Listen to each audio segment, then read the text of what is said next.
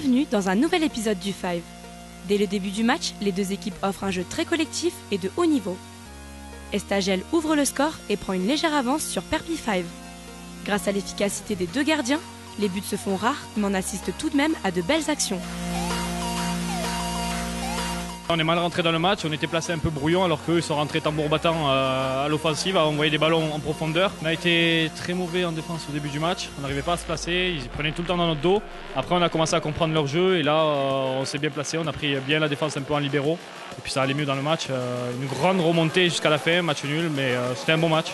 Perpy 5 réussit une montée spectaculaire, le match se termine donc sur une égalité. Le jeu débute dans le calme, chaque équipe analysant l'autre.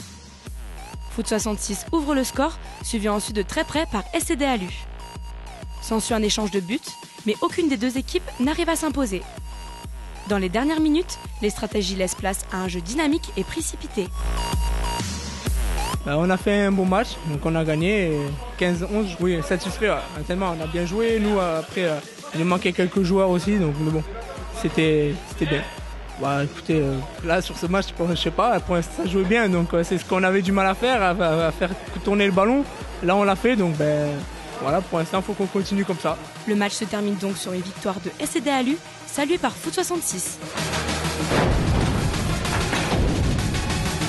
Alu de l'Aspre ouvre le score, mais Clôture du Midi rattrape son retard en enchaînant les buts. Le gardien d'Alu de l'Aspre se retrouve seul face aux attaques efficaces de Clôture du Midi. Alu de l'Aspre tente de se ressaisir, mais l'écart se creuse dans le score. Sur ce match, on confirme les bons résultats qu'on a fait précédemment, parce qu'en fait on est premiers au classement pour l'instant. Et maintenant on est confirmé sur les matchs, sur les équipes qui sont un peu moins bien classées.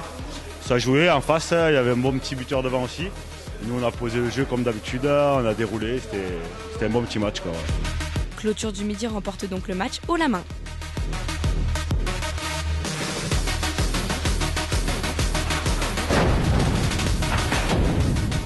Le match commence avec des actions rapides et énergiques de la part des deux équipes. FC Futsal montre un jeu très technique sans pour autant s'imposer durant la rencontre. L'ambiance devient tendue, un manque de précision apparaît sur le terrain. Les deux équipes n'arrivent pas à marquer malgré la puissance de leur frappe.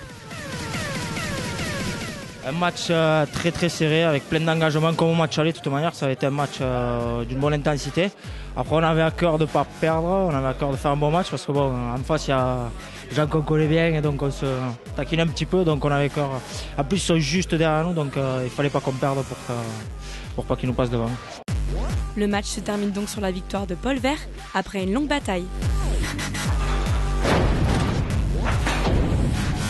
Métro ouvre le score mais SNE riposte en marquant à son tour.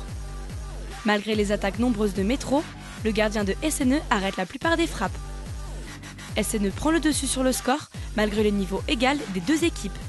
Métro ne faiblit pas et finit par prendre l'avantage dans le match. On a fait beaucoup d'efforts, c'était un match très serré, il y avait une super équipe en face. On a profité qu'ils n'avaient pas de gardien titulaire, ils faisaient bien tourner le ballon, devant ça jouait super bien. Il leur fallait pas beaucoup de ballons pour mettre des buts. Nous on a resserré derrière, on a fait ce qu'on a pu et c'est passé, on a gagné je crois d'un but rien que. Voilà, on est content. C'est donc Métro qui remporte le match avec un score très serré.